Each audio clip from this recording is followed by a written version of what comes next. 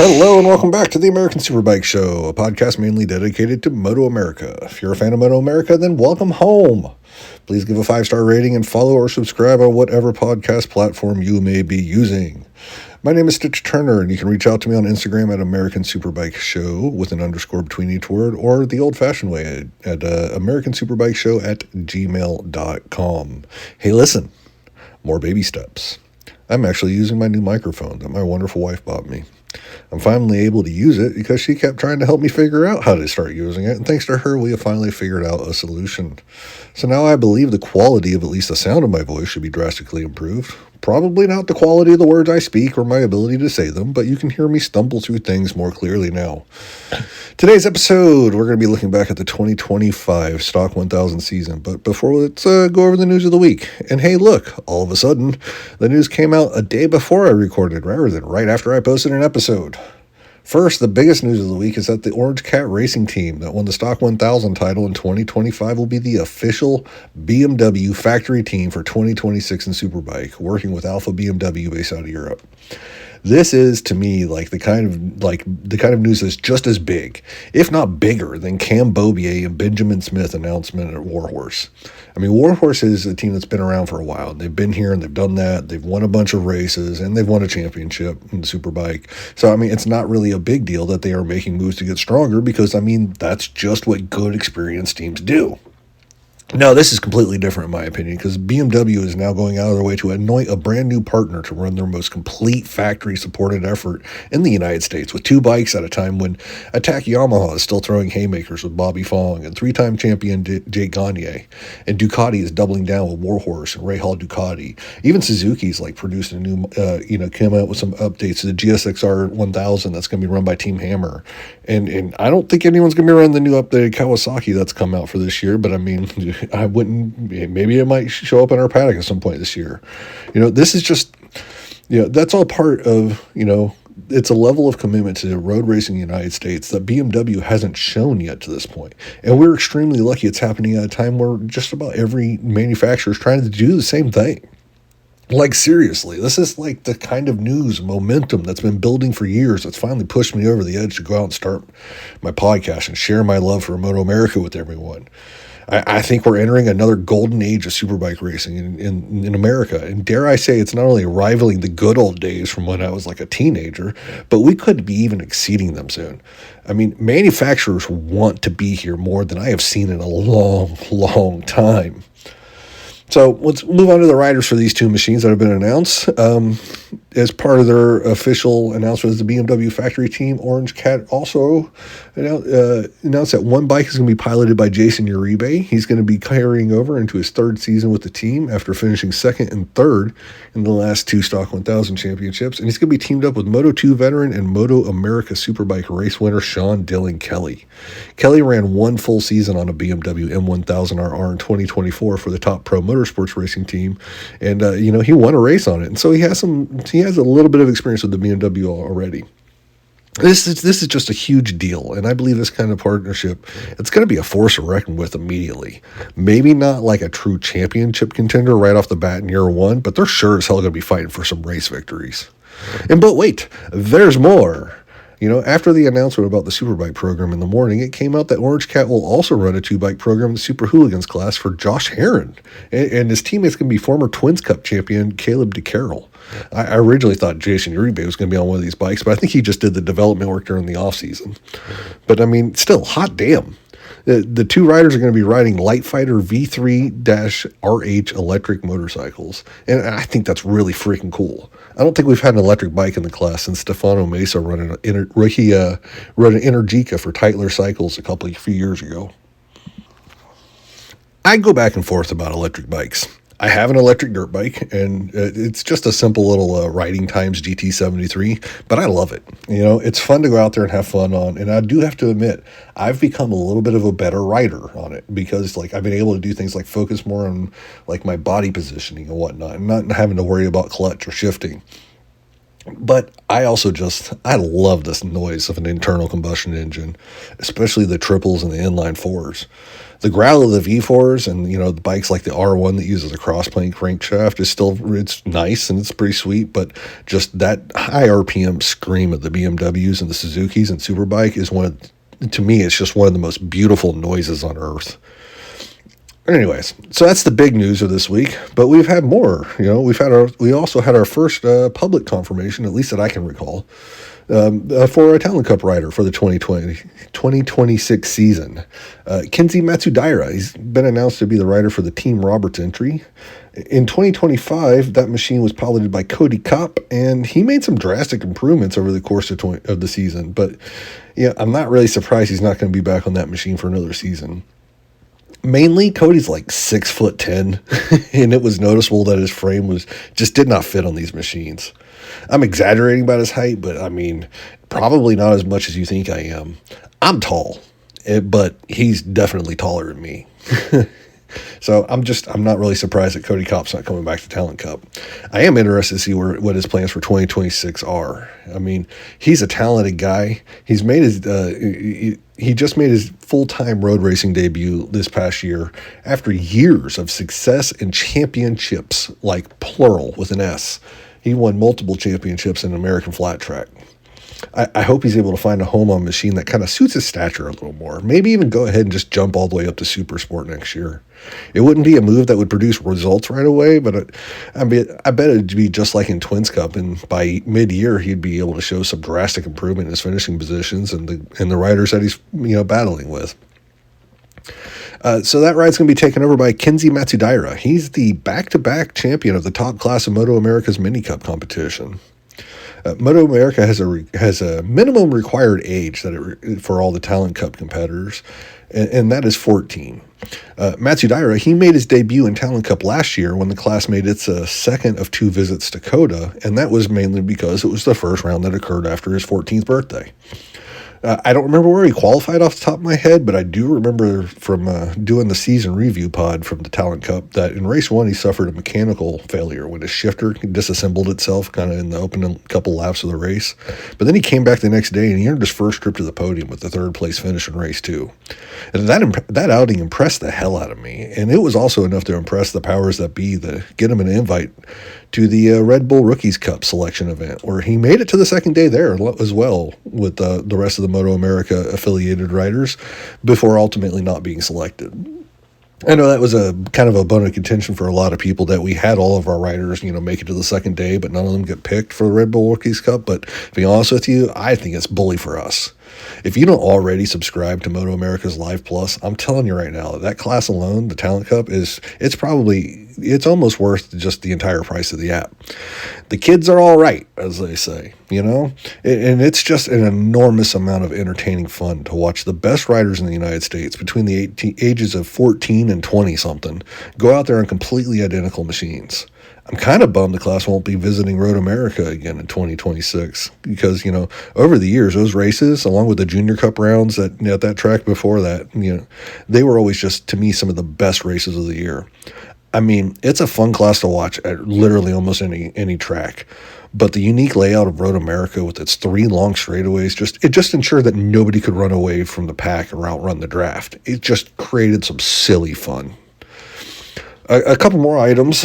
First, as news come out that competitors in the Winter Throwdown can earn qualifying points for the Mini Cup final in 2026.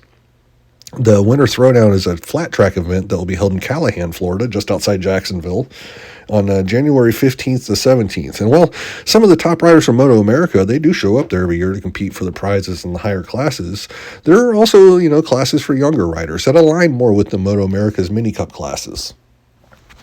From my understanding, it doesn't really matter so much what class you run at the Winter Throwdown or even where you finish. Instead, any competitor that runs in the Winter Throwdown is going to be eligible for a Mini Cup. Any competitor that runs in the Winter Throwdown and is also eligible for Mini Cup will just receive 10 points towards the qualifying for the Mini Cup Nationals at the National Finals at Road America in August, regardless of what you do in the race. And to be honest with you, which to me, hell yeah. I love anything that tries to invite more kids and younger people to get involved in motorsport. I have no idea if this will actually work and inspire more kids to try their hand at road racing or not, but I can definitely tell you that I think MotoAmerica is sure as hell trying. And there's a long history of the best road racers in the country coming from a flat track background. This Winter Throwdown, it's also only about 90 minutes away from my house, so I might have to try and get over there for a couple of days and see if I can check it out. Let's see here. The final item of news is that MotoAmerica has put out their tickets for all the rounds of the 2026 calendar are now available. I do believe at this point it is limited to just the general admission tickets for each track, and things like camping are not universally available yet. So, but either way, that means I need to get on things and buy my tickets for Daytona before I forget.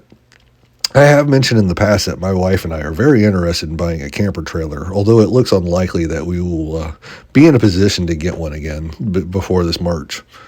But, I mean, it really is just a life goal of mine to get a camper trailer and use it to not only travel at Daytona, but Road Atlanta and Barber Motorsports Park, or, they're both also within an easy day's drive of me.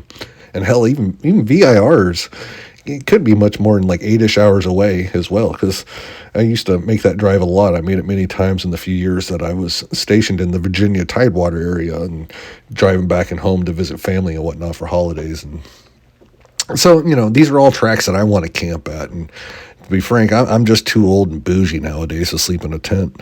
I could still go to these races without a camper trailer and just do the whole hotel thing, but that just doesn't sound as fun to me, because at the end of the day, I'm typically exhausted, and I would love to just have a camper trailer right there to crash in, rather than having to drive through what is exponentially increasing traffic to God knows where to find an undoubtedly overpriced hotel. Speaking of the 2026 MotoAmerica schedule, I have been busy doing work things for my real job, but I am still working on an episode about the 2026 calendar, and I hope to release it sometime early-ish, in the new year. I would have to imagine that as we progress through the holiday season, we're probably going to have just a little less news to talk about, which also means that I probably won't put out an episode every week in December. So we'll wait and see and play it by ear. So that's a quick review of the news of the week. Let's move on to our review of Stock 1000. You'll notice that, I've made no mention of the Superbike Cup, which has been around for years, and, it will be the only form of Stock 1000 racing going forward. Simple reason that I have left it out is because it was just not exciting whatsoever in 2025. So there just really isn't much to review there. JD Beach took credit for the victory in every single race except for one at Road America. And I don't remember if it was a crash or mechanical or what happened, but race one that weekend was the only one where JD Beach was not the first Stock 1000 competitor to cross the finish line during the Superbike race. And quite frankly, that's just the way it should have been for a couple of reasons. One, JD is a legit fast guy Superbike race winner. I mean, two, Jason Waters and Dion Campbell were the only other Stock 1000 competitors that took part in every single Superbike race weekend. And actually, now that I'm looking at it, I think Campbell missed one race weekend, so only JD Beach and Jason Waters contested every round. And no offense to Waters, but like I said earlier, JD Beach is a badass fast rider. And he's won in Superbike, and at one point during this season, he put his Stock 1000 machine on the podium in a Superbike race. So let's talk about the final year of Stock 1000 as a standalone class. Beginning in 2026, the only place that will be open for competition for these mostly stock leader bikes will be the previously mentioned Superbike Cup races that will be run concurrently during the Superbike race. It's definitely not a popular opinion that less racing can be better. And while I do believe the loss of Stock 1000 as a standalone race will be a step backwards, because we are losing out on some races that I thought they brought a lot of excitement to the crowd and to the paddock in these events. But I think we're also taking two steps forward.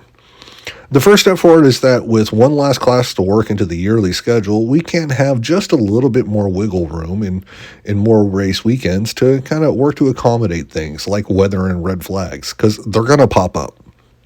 A packed schedule every weekend can provide a lot of excitement for fans, but really, because it can really cause some headaches when, the unpredictable starts to rear its ugly head.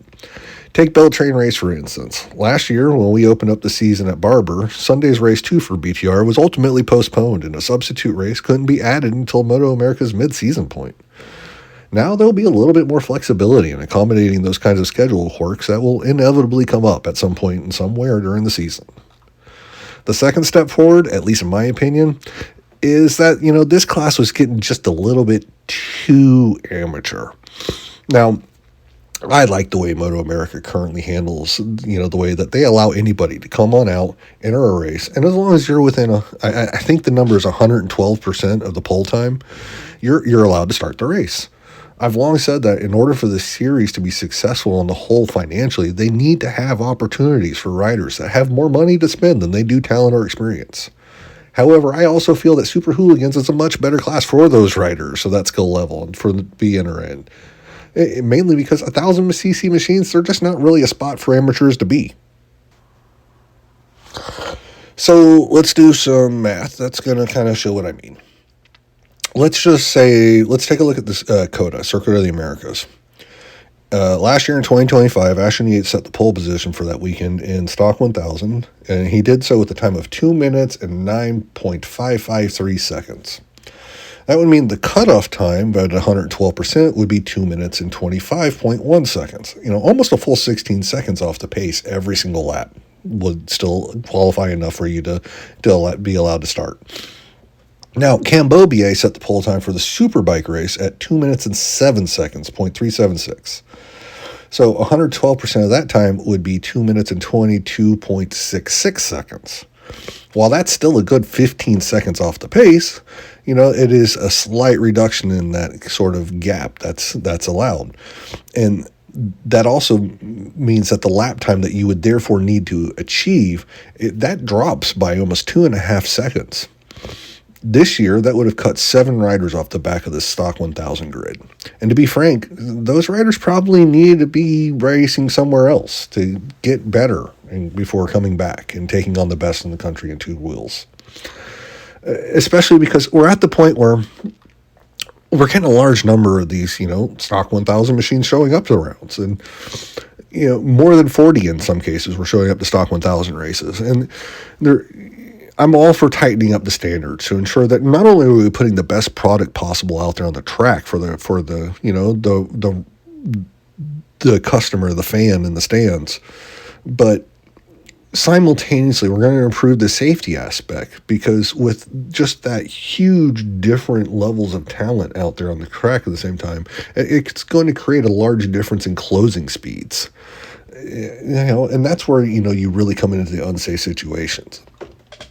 So that's my main justification for why I'm not terribly sad to see Stock 1000's time as a standalone class come to an end. I mean, for me, in the end, I do default to the thought that just 1,000cc machines are just not the place to mix professionals with the true amateurs. And while I mentioned before that last year the Superbike Cup only had a couple of real competitors that attempted every round, the standalone Stock 1000 races were a different story. J.D. Beach and Jason Waters also took part in each round of the Stock 1000 races, and they were joined by a lot of big names like Jayson Uribe, Ashton Yates, Rocco Landers, Bryce Cornbow, and the raider that took his third Stock 1000 title, Andrew Lee. Lee has the distinction of winning the first 2 Stock 1000 championships that MotoAmerica ran, and he bookended the class's history by winning the last one as well. Lee had been out of full-time competition for a couple of years before making his return last year. And it was a return he made in style. He won the first race right out the box at Road Atlanta. Andrew was able to follow that up the next day with a second-place finish behind his teammate Jayson Uribe, and Uribe was my pick at the beginning of the season to win the number 1 plate.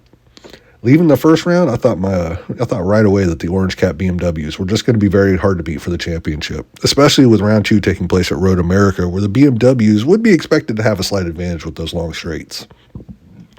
And to a point, they did. I mean, at least Andrew Lee did. Uribe scored a 3rd-place finish in race 1, but he put up a 0 the next day in race 2. Meanwhile, his teammate Andrew Lee swept the weekend with a double victory. So, right out of the gate, things looked really good for Andrew. He won 3 of the first 4 races, while in the one race he didn't win, he finished in 2nd place right behind his teammate. But there was a long break between Road America and the next round, and in that long break, 2 things happened before they showed back up again at VIR. Andrew Lee had his teammate Jayson Uribe get hot. And J.D. Beach, he got hotter. Uribe started off the second half of the season at VIR with a fourth place finish, but then he went on and fired off a string of second place finishes that just ran all the way through the end of the season. He didn't win any of those races, in that time, but he did accomplish the task of beating his teammate in every single race after the first 2 weekends of the season, and so he was able to, kind of close down that gap to the championship leader in every single race. Andrew Lee didn't fall off a cliff. He was still right there behind his teammate in every race, but he was behind him. JD Beach, on the other hand, he just flat went on a tear. Of the final 6 races of the season, JD won 5 of them. He swept the weekends at both VIR, and then he also closed out the year at COTA with another double victory. It was that weekend in between those two, though, that at Mid-Ohio. That is what made the championship for Andrew Lee, and it's what broke it for Beach. In race 1, JD he walked away with a victory, he was followed home by Jayson Uribe in second and Andrew Lee in third.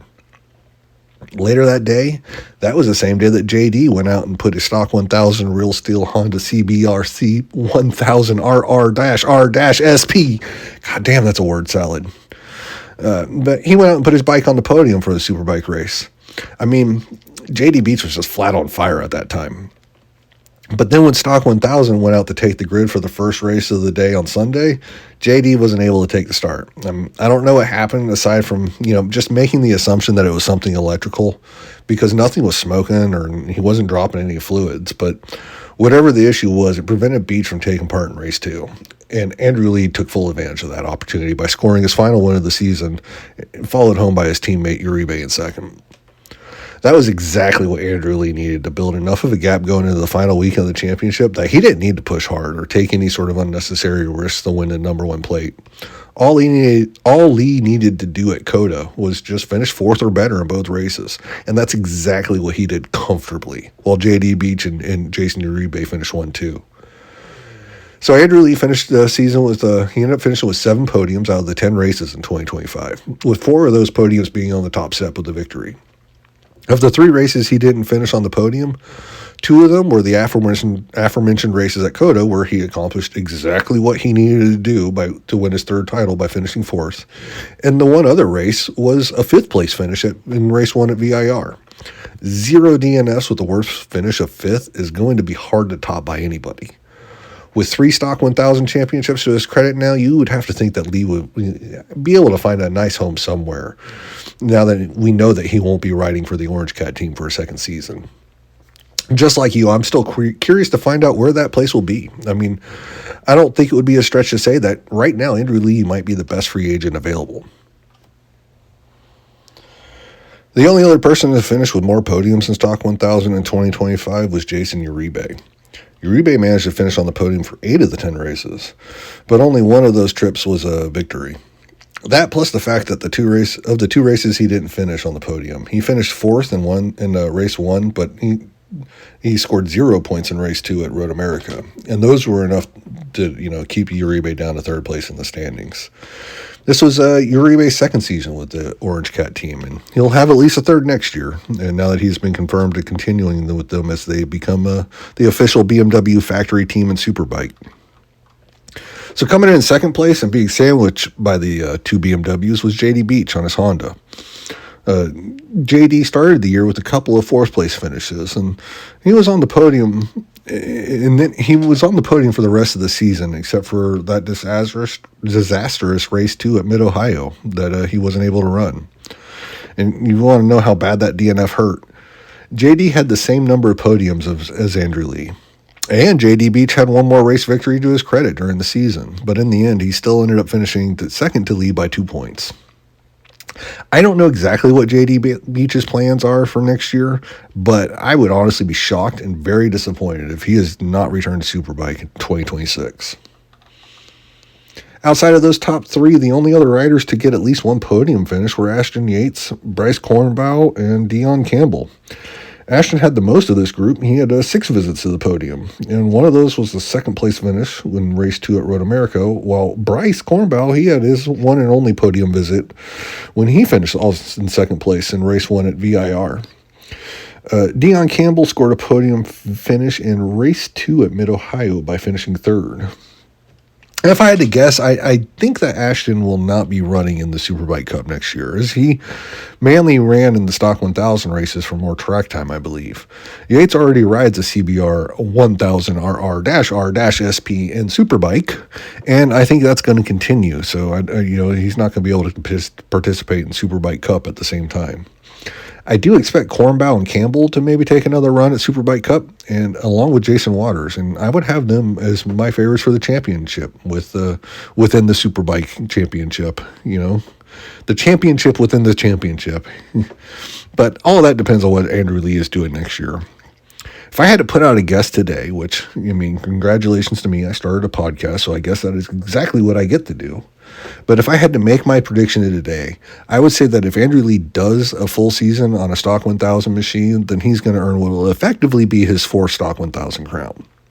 If Lee is riding somewhere else, then I would go out on a limb and lead towards Jason Waters, because he had a little bit more consistency throughout the year, this past year.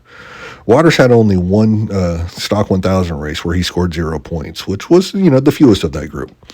Combine that with the fact that only one rider that finished ahead of him in the 2025 Stock 1000 standings will be back. At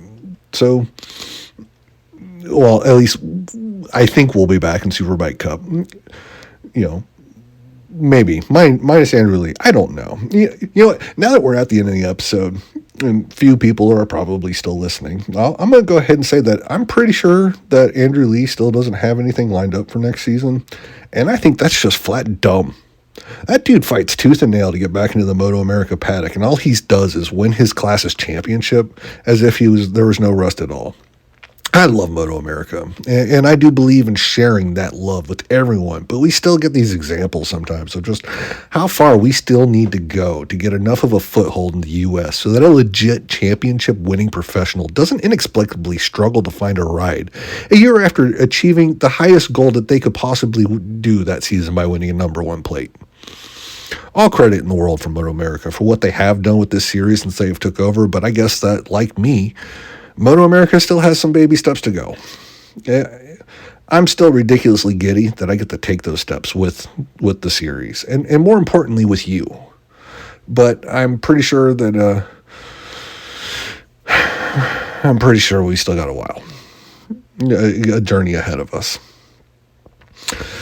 So I think I'm going to put out at least one more episode before I take a break for Christmas and the New Year's and all the holidays. But just in case I don't, I do want to take a second to express how thankful that I am to have listeners like you. And I hope your holidays are jolly and bright. So long, everyone.